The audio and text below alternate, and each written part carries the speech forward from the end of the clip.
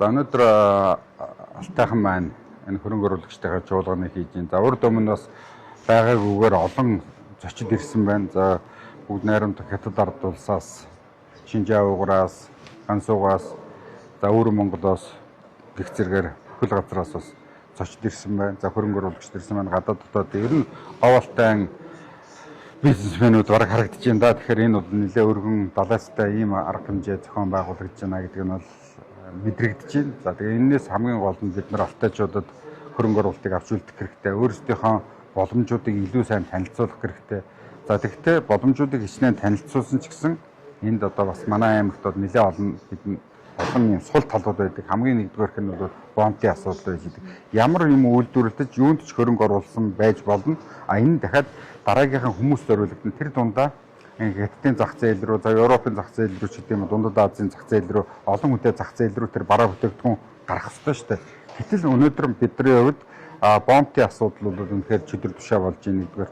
Хоёрдугаар тэгэхээр бидний хувьд зам харилцааны асуудал байж байна. Хамгийн л одоо дэд үтс сул аймаг нь манай аймаг байж жишээ нь. За өнөөдөр бас энэ Бургастай чиглэлийн замыг холбуулах асуудлыг бас ингээд засгийн газар төсөл тавьсан.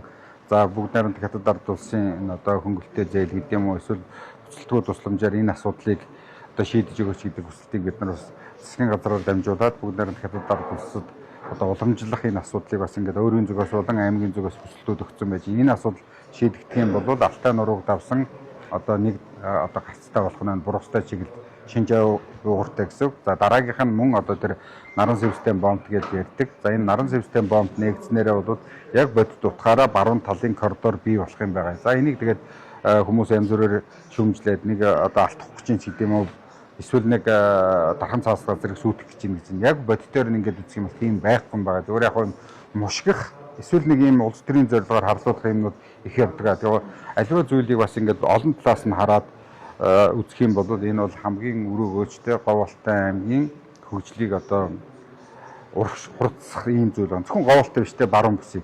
За тэгээ ийм учраас энэ зөвлөгөөнд бас энэ олон зочид ирсэн тэр саяны зөвлөгөөн дээр би бас энэ боломжуудыг ярьж одоо ийм боломжууд байгаа. Энийг ашиглаад ингээд төрүүлээд хөрөнгө оруулалт хийх юм бол илүү бас өрөөгөөжтэй байна гэдэг агуулгыг хэллээ. За эрчим хүчний тал дээр одоо бол яг энэ сэргээгт эрчим хүч гэж яриад байна. За энэ нар салхины асуудал байж байна. Тэгэхээр Говьалтай аймаг дулааны баланс болон нар за мөн салхины нөөцөөр бол шахагдшгүй л дээ. Монгол улсад хамгийн нөөцтэй ийм аймаг байдаг.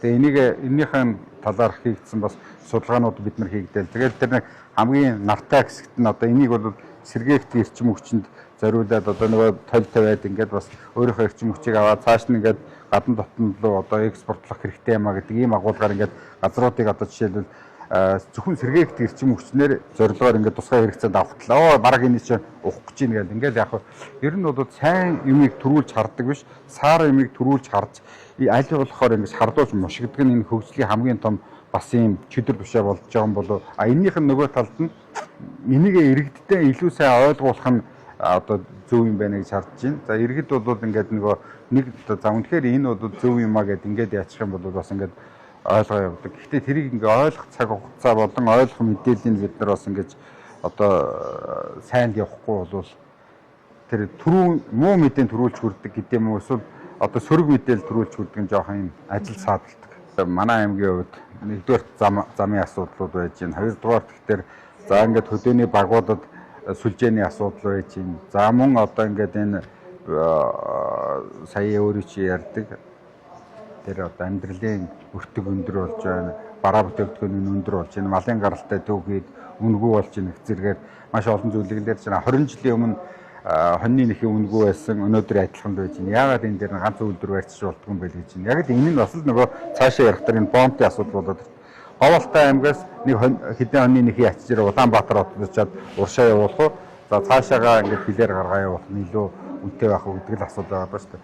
2006 он хүртэл баруун Бургастай бомбтор бол алтайчуудын бүх малын гаралтай төвхийдээ гаргацдаг. Хариуд нь бензин, шатрах туслах материал, хөрөнгө хэрэглээнийхээ бараг хангацдаг байсан бол өнөөдөр ингээд энэ бомб нам хаагдаад ингээд бараг 20 жил болчихлоо. Энэ хооронд бол үнэхээр одоо бидний зөвхөн замын үд ирээнээс хамааралтай ийм л аймаг болсон. Нэр нь Говьалтай дэвтэйг бүхэл аймаг тийм байгаа шүү дээ. Тэгээд бас энэ дээр би нэг зүйлийг бас бүр тодорхой хэлье. За одоо сая ингээд хүмүүс хэлж байгаа. За тэр бургастай чиглэлийн замыг бол би бас яг үнэхээр яг нэг боломжийг л нээж байгаа юм. Түүнээс 100% бас асуудал шийдчихлээ гэсэн үг бас биш л дээ. Одоо жишээлх юм бол Ховд аймгийн одоо зах дээр бизнес хийж байгаа хүмүүс ч гэдэг юм. Ховдын бизнес эрхлэгчид гэвэл бас л ингээд Улаанбаатар дамжаад уршаа явал одоо Иренэс гэдэг юм уу эсвэл Гансуугаас Гуанжоос бараага авч байгаа шүү дээ. Тэгэхээр тэр чинь бол Ховдын булганаас ингээд засмал замтай байж байгаа шүү дээ. Тэгвэл Ховдын ард иргэд цаашаа ягаад 300-400 км яваад тэр Шинжаанаас буюу Тахишканаас өргөн гэрлээнийхээ бараг авахгүй байгаа юм бэ гэхээр тэнд яагаад гэдэг асуудлыг бид нар өөрсдөө судалж үзэх хэрэгтэй юм билээ л дээ. За би ч яг судалсан. Тэгээд энэ нэг эсэргүүцэд байдаг улсууднаас судалмаар юм шиг.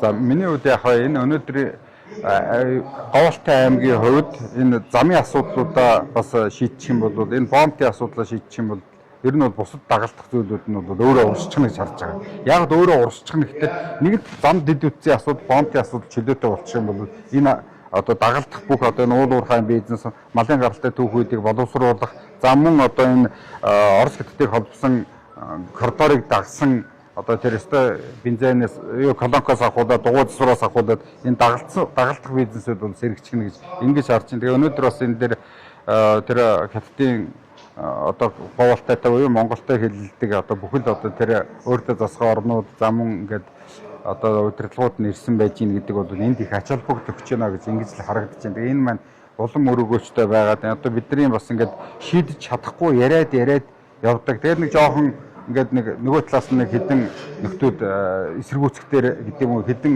хөлснийхэн дуу тэд нар чинь ер нь хөлснийхэн байдیں۔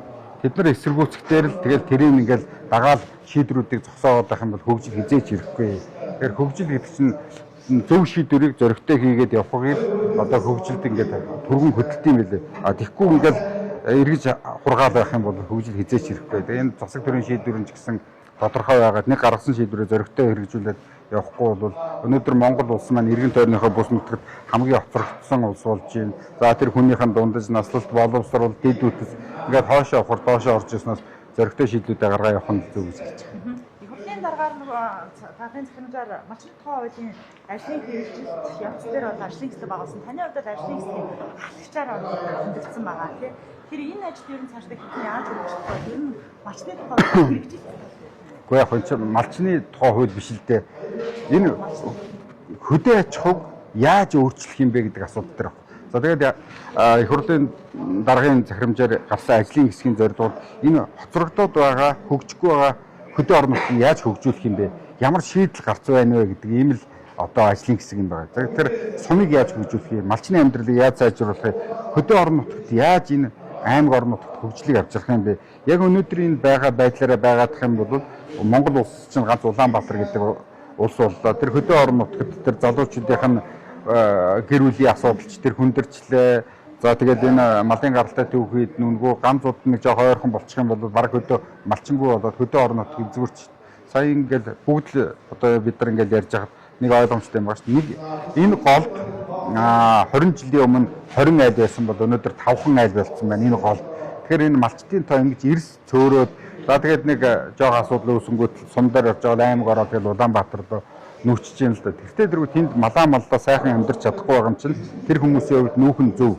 А тэгвэл энийг яаж өөрчлөх вэ? Яаж энэ маллаа тэр нутаг орондоо амьдрах сайхан амьдрах вэ гэдэг тэр гарц гаргалгааг олоодхол гэсэн ийм л одоо ажлын хэсэг байгаа. Тэгэхээр яг энэ дээр бол миний хувьд болон Говьалтайчууд гарцыг олдсон хуучин нэгдлийг орчин үеижүүлээд хувьцаат компани маягаар сэргээе. Бид нар бол ганцаараа уулын аманд маллаад бид тийм үү бие дагаа тэрийг нэг ченж өгөөд байж байгаа ш. Бид нар ингээд юм хувьцаат компани болох юм бол энийг бол шийдчих боломжтой юм байна. За 500 малтай тансаг сайхан амьдрах энэ боломж бол байгаа юм байна гэдэг ийм гарцыг бол бид нар олсон. За энийг бас ингээд төрийн бодлого болгохын төлөө бас би ингээд ажиллаж байгаа. Тэр маань бас энэ ажлын хэсгээр бас яригдаад явж байгаа.